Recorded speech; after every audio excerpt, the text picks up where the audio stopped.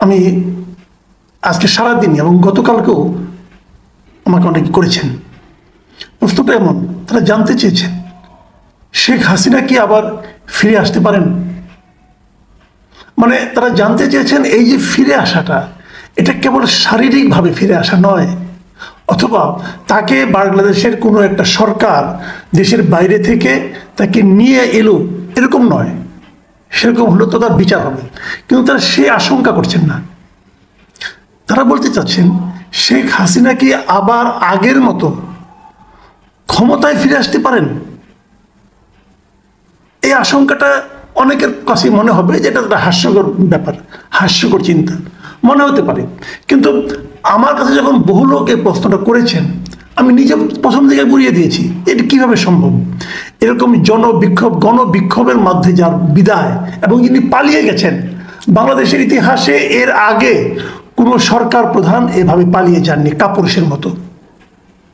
উনি পালিয়ে গেছেন। এরশাদও কিন্তু পালিয়ে যাননি, স্বৈরাচার ছিলেন, পালিয়ে যাননি। উনি নিজে আত্মসমর্পণ করেছেন, অথবা তাকে জেলে নেওয়া হয়েছে, উনি জেলে থেকেছেন, কিন্তু পালিয়ে যাওয়ার মতো কাপুরুষতা, কাওয়ার্ড উনি ছিলেন না। যে শেখ হাসিনা বারবার বলেছেন যে আমি কখনোই পালিয়ে যাব না, আমি মৃত্যুকে ভয় করি না, বড় বড় বাগাড়ম্বর যিনি করেছেন, তিনি শেষ পর্যন্ত সবচেয়ে কাওয়ার্ডের মতো আচরণ করেছেন এবং তিনি পালিয়ে গেছেন। দেখেন, ওনার পরিবারের সবাই কিন্তু দেশের বাইরে। মানে এই দেশটার প্রতি ওনার আদৌ কোনো মায়া ছিল কিনা এটা নিয়ে আমার সন্দেহ আছে। যাদের এক পা বাইরে থাকে তাদের দেশপ্রেম নিয়ে আমার সন্দেহ আছে। এটা নিয়ে অনেকে অনেক বিতর্ক করতে পারেন, ভাই করেন আপনারা, আমি আমার মতে অটুট। যাদের এক পা বিদেশে থাকে, মনে করেন তার বিদেশের নাগরিকত্ব আছে, তার ছেলে মেয়েরা বিদেশের নাগরিক, অথবা তারা ওনার স্ত্রী পুত্ররা অথবা স্ত্রী স্বামীরা বিদেশের নাগরিক, তাদের এক পা বিদেশে, এদের দেশপ্রেম নিয়ে আমার আপত্তি আছে, এবং এদেরকে কোনো গুরু দায়িত্ব দেওয়াতেও আমার আপত্তি আছে।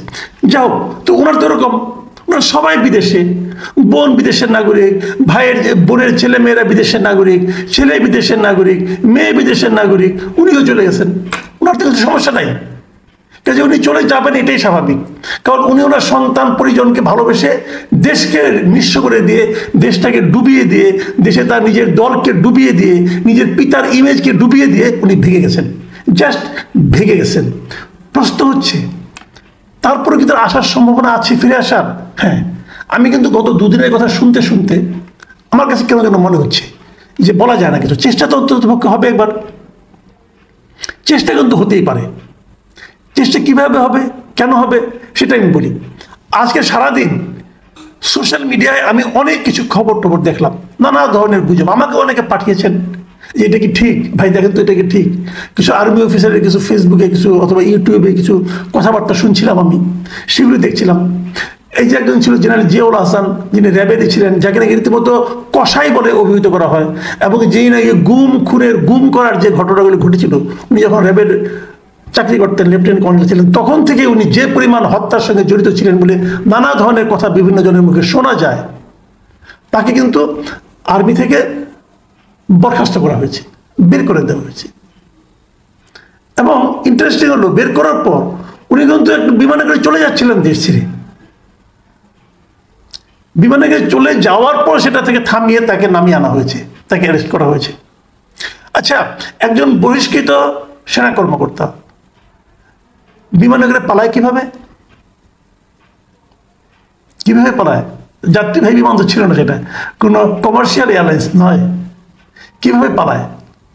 তার মানে তাকে সহায়তা করার জন্য কিছু লোক ছিল।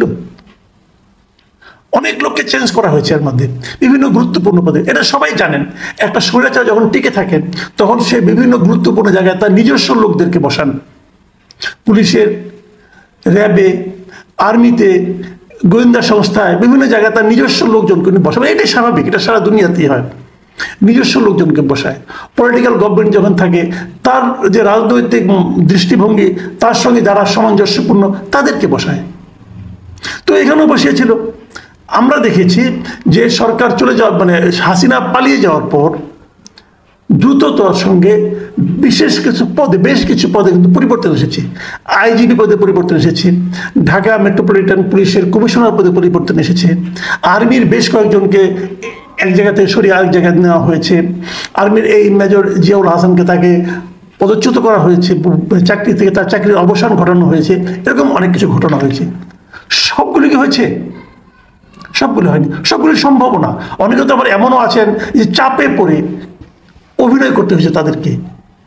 তারা হয়তো সরকারের এই সমস্ত রাজনৈতিক যে নোংরা কাজগুলো সেগুলো করতে চাননি, কিন্তু তাদের হয়তো করতে তাদেরকে বাধ্য করা হয়েছে, হতে পারে, কিন্তু আমি অস্বীকার করছি না। আবার আমরা দেখেছি আয়নাঘর উদ্ঘাটিত হয়েছে, যে আয়নাঘর সম্পর্কে সরকার একদমই এর আগে হাসিনা থাকতে অস্বীকার করেছে না, আয়নাঘর বলতে কোনো কিছু নেই। বলা হয়েছিল, একটা রিপোর্ট হয়েছিল নেত্র নিউজে, তারা বলেছিল যে আয়নাঘর নামে একটা জায়গা আছে যেখানে গোপন বিভিন্ন গুরুত্বপূর্ণ লোকদেরকে নিয়ে ওখানে ঢুকিয়ে রাখা হতো। 7 বছর 8 বছর পর্যন্ত তারা ওই ঘরে বন্দি ছিল। তাদেরকে গ্রেফতার দেখানো হতো না, বন্দি করে রাখা হতো, টর্চার করা হতো, মেন্টালি টর্চার করা হতো।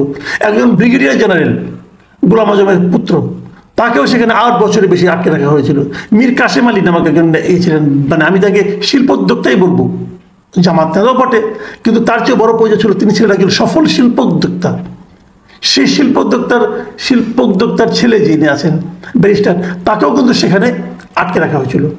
তাদের বাড়িতে ক্রমাগত নানা রকম টর্চার করা হয়েছিল, হয়রানি করা হয়েছিল। তো সেই লোকগুলি কিন্তু উদ্ধার হয়েছে। এগুলো কারা করেছিল? আয়নাঘর কার তৈরি ছিল? আয়নাঘর কি কোনো রাজমিস্ত্রি বানিয়েছিল? তা তো বানায়নি। আয়নাঘর কে বানিয়েছিল? এই সরকারের এই ডিজিএফআই অথবা আর্মি অথবা অন্য কোনো না কোনো সংস্থা, তারাই তো বানিয়েছিল। যেটা এতদিন তারা অস্বীকার করেছে, তার তো অস্তিত্ব বেরিয়ে এলো। এটার তৈরির সঙ্গে যারা জড়িত তারা কোথায়? এই দেশে আছে। তো তারা কি আরেকবার চেষ্টা করে দেখতে পায়? তারা তো এদের ক্ষমতা ভোগ করেছে, এখন তারা কি আরেকবার চেষ্টা করতে পারে না যে আমি পৃথিবীর সব দেশে, যত দেশে বিপ্লব হয়েছে এবং বিপ্লবের পর যখন স্বৈরাচারী শাসককে পালিয়ে যেতে হয়েছে অথবা নিহত হয়েছে অথবা ক্ষমতাচ্যুত হয়েছে, সবসময় দেখা গেছে বিপ্লবের পর একটা প্রতি বিপ্লব হয়, অন্তত প্রতি বিপ্লবের চেষ্টা হয়। কাজে যারা এই আশঙ্কাগুলি করছেন, আমি এগুলিকে কিন্তু একদম গুজব হিসেবে উড়িয়ে দিই না, আবার সত্য বলে মেনেও নিই না। কিন্তু আমি যে কথাটা বলি সেটা হলো, নতুন যারা এসেছেন, বিপ্লবের ফসল যাদের হাতে এখন, তাদেরকে আমি অনুরোধ করব যে আপনাদের কিন্তু সতর্ক হতে হবে। আমি ব্যক্তিগতভাবে এই পরিবর্তনের পক্ষে, এটা আমার ব্যক্তিগত অভিমত, হতেই পারে যে কারো একজন অভিমত থাকতে পারে।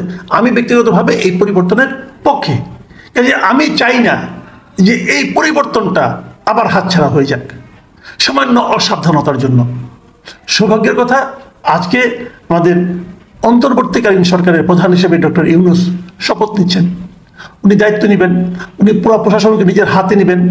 আমি মনে করি প্রথমেই খেয়াল রাখতে হবে এই বিষয়টার উপর, যে প্রতি বিপ্লবী যারা আছেন তাদের সম্ভাব্য যত সেটা দুর্বল প্রচেষ্টাই হোক না কেন, সেটাকে থামিয়ে দিতে হবে। না থামালে কিছুই বলা যায় না। ছোট্ট একটা ঘটনা থেকে কিন্তু অনেক বড় কিছু হতে পারে। আমরা তো দেখেছি যে সামান্য একটা কোটা সংস্কার আন্দোলন থেকে কিভাবে একটা স্বৈরাচারী পতন ঘটেছে। ঘটনাটা ছোট্ট ছিল, ছোট্ট ঘটনা থেকে কিন্তু অনেক বড় কিছু ঘটে। প্রিয় দর্শক, আমি কথাগুলি বললাম, আমার মনের কথাগুলি বললাম, বরং আমরা অপেক্ষা করি কদিন, দেখা যাক কি হয়। আল্লাহ হাফিজ।